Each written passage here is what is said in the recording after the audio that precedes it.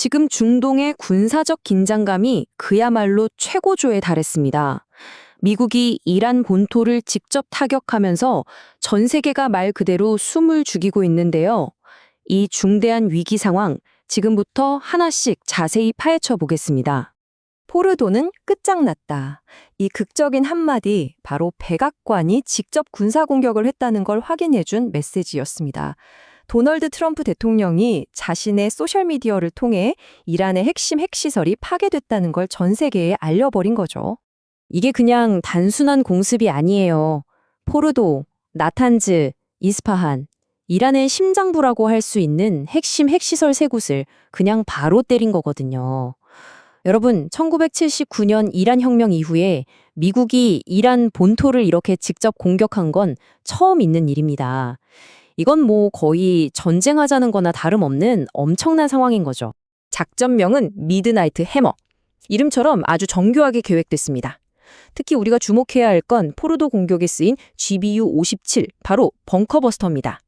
이 폭탄은요, 산속 깊은 지하 벙커에 있는 핵시설을 아예 없애버리려고 만든 현존하는 가장 강력한 무기 중 하나거든요. 지상군 투입 없이 핵심만 정확히 타격하겠다, 이런 미국의 의지가 그대로 드러나는 대목이죠.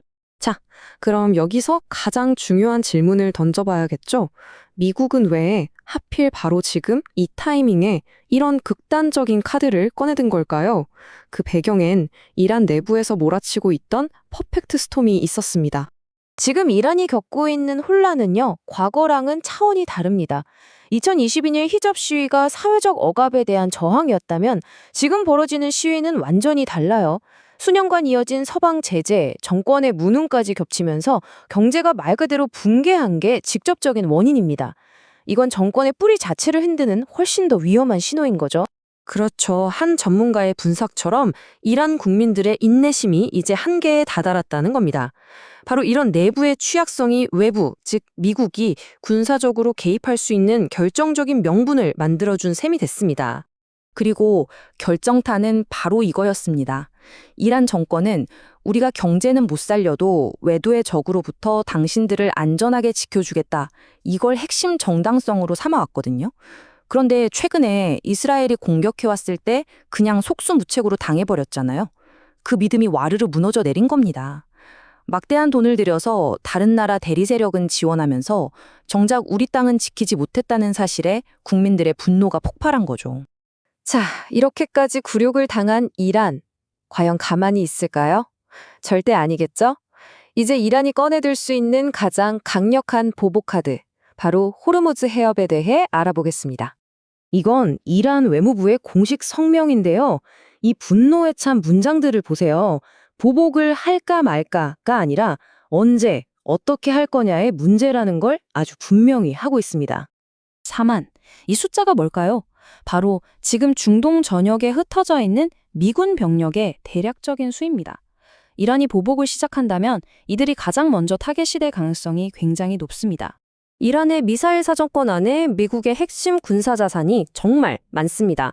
카타르에 있는 중부사령부 본부부터 바레인의 제5함대, 그리고 페르시아만을 떠다니는 항공모함까지 중동 전체가 그야말로 거대한 화약고너 다름없는 상황인 거죠. 하지만 이란의 진짜 강력한 무기는 따로 있습니다. 바로 이 호르무즈 해협입니다. 페르시아만과 아라비아해를 잇는 이 좁은 물길, 여기가 바로 전 세계 에너지 안보에 숨통을 쥐고 있는 곳입니다. 이 그래프를 한번 보세요. 정말 엄청나지 않나요? 전 세계가 쓰는 석유의 무려 4분의 1, 그리고 LNG의 5분의 1이 매일같이 바로 저 좁은 물길을 지나간다는 거예요. 그러니까 만약에 이란이 저기를 딱 막아버린다? 이건 단순히 중동만의 문제가 아니라 그 즉시 전 세계적인 경제 위기로 터져버리는 겁니다. 그리고 이게 그냥 말로만 하는 협박이 아닙니다. 이란 의회는 이미 호르무즈 해협을 봉쇄하는 결의안을 통과시켜 버렸어요. 이제 최고 지도자의 최종 결정만 남은 상황이라 정치적으로는 행동할 준비가 다 끝났다고 봐야 합니다. 이 군사적 충돌이 이제 지역 문제를 넘어서서 전 세계 경제에 거대한 충격파를 던지기 시작했습니다. 미 국무부가 아주 이례적으로 전 세계적 주의보라는 걸 발령했어요. 이게 무슨 뜻이냐면 미국 정부가 이제 전 세계 어디에서든 우리 미국인을 향한 보복 테러가 일어날 수 있다고 공식적으로 인정하고 경고하는 겁니다. 사태가 얼마나 심각한지 보여주는 거죠. 미국의 여행 경보 단계를 보면 지금 상황을 더 잘 이해할 수 있습니다. 4단계가 여행 금지, 즉 대피 명령인데 이건 사실상 전쟁 직전의 신호로 보거든요. 지금 국무부의 조치는 전 세계가 잠재적인 위험 지역이라는 걸 선포한 거나 마찬가지입니다. 자, 이 표가 어쩌면 우리한테 가장 현실적으로 와닿는 부분일 텐데요. 갈등 수위가 올라갈수록 유가가 어떻게 뛰는지 한번 보세요. 그냥 긴장만 해도 $100 근처인데 만약에 정말 최악의 상황, 이란이 호르무즈 해협을 막아버리면 어떻게 될까요? 유가가 배럴당 $150를 그냥 넘어버릴 수도 있다는 겁니다. 이건 뭐 세계 경제가 거의 마비 상태에 빠질 수 있다는 얘기죠. 네, 유가 급등이라는 직접적인 위협부터 시작해서 이번 사태는 전 세계를 그야말로 벼랑 끝으로 몰아가고 있습니다. 사실 미국과 이란의 갈등은 어제 오늘 일이 아니죠. 수십 년간 이어져 왔습니다. 1979년 대사관 인질 사태 때 영화 제작자로 위장해서 외교관 6명을 구출했던 캐네디언 케이퍼 작전, 아마 들어보신 분들도 계실 거예요. 하지만 그때와 지금은 완전히 다릅니다.